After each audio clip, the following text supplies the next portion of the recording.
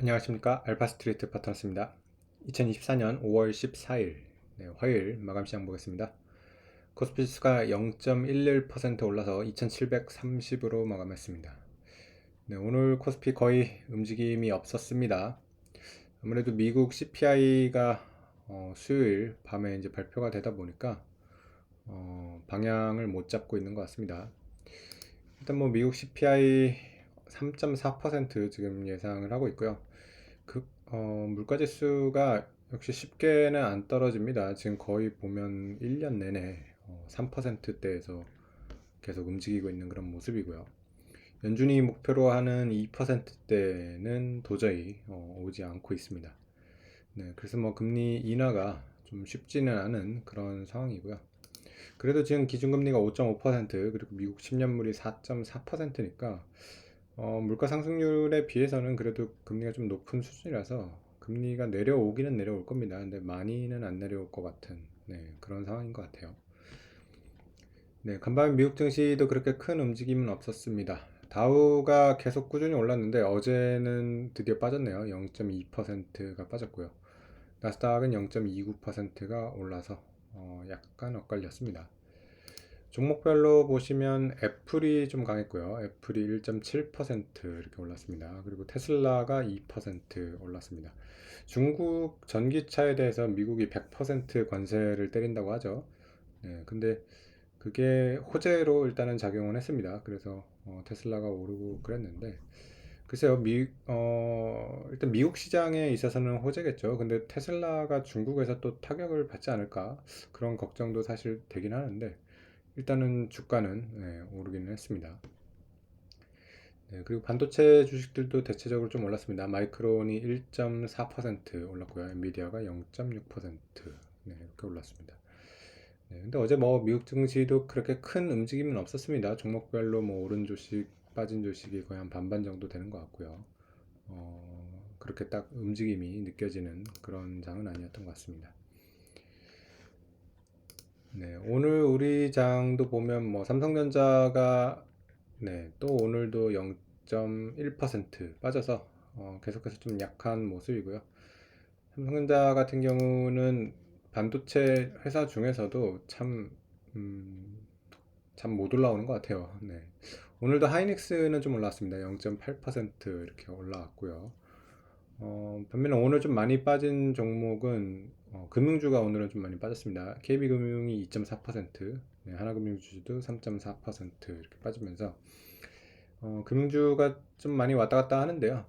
그래도 밸류업, 뭐 주주환원 이런 거를 등에 업고 많이 올라오기는 했어요. 그래서 사상 최고치도 계속 경신을 하고 그랬는데 또 조정도 이렇게 잘 나옵니다. 그래서 사상 최고치 또 경신하니까 또 이렇게 좀 제법 조정이 또 나오고 상당히 좀 움직임은 좀 갈팡질팡하는 것 같습니다.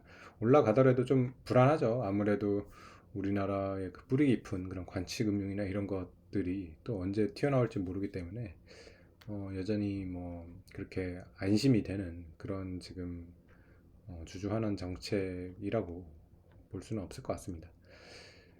그리고 오늘 뭐 그동안 많이 약했던 LG화학이 2.9% 정도 올라오면서 좀 상승이 눈에 띄었던 것 같고요. 2차 전지 쪽이 그래도 오늘 좀 괜찮았던 것 같네요. 에너지 솔루션도 1% 정도 이렇게 올라왔습니다. 포스코홀딩스도 0.6% 이렇게 올라왔고요.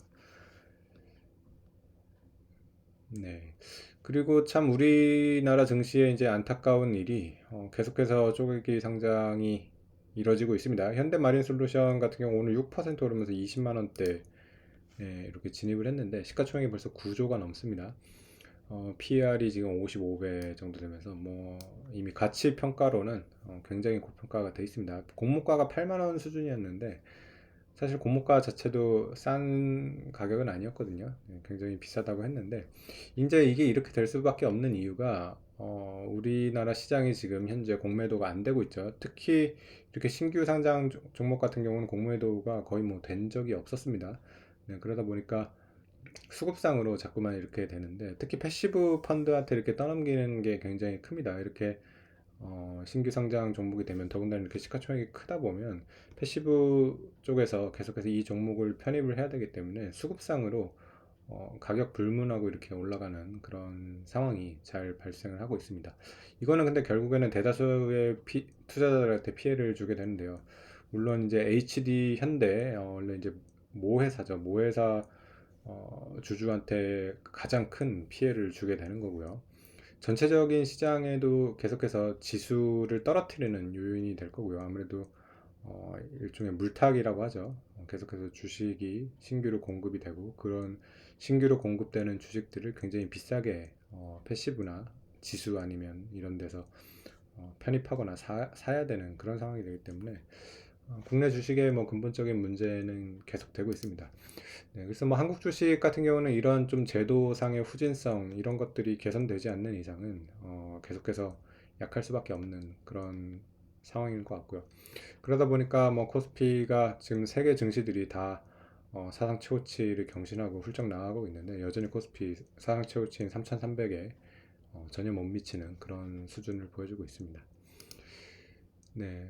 어쨌든 우리는 내일 또 휴장이기 때문에 수요일 밤에 이제 CPI 나오면 목요일장에 반영이 될 것 같습니다. 네, 그래서 미국도 지금 거의 뭐 사상 최고치 근처에 와 있는 그런 상황인데 CPI가 잘 나오면 네, 미국이 또 사상 최고치 갈 수도 있을 것 같고요. 또 생각보다 안 좋게 나오면 또 조정의 빌미가 될 수도 있겠죠. 네, 그래서 계속해서 뭐 요 몇 년은 그런 것 같아요. 이런 미국의 물가 지표 이런 것들이 상당히 중요한 지금 지표가 돼가고 있는데 이런 거에 따라 가지고 계속해서 주식 시장이 움직이는 그런 모습이 계속해서 나오고 있습니다. 네, 오늘 시장은 여기까지 하겠습니다. 감사합니다.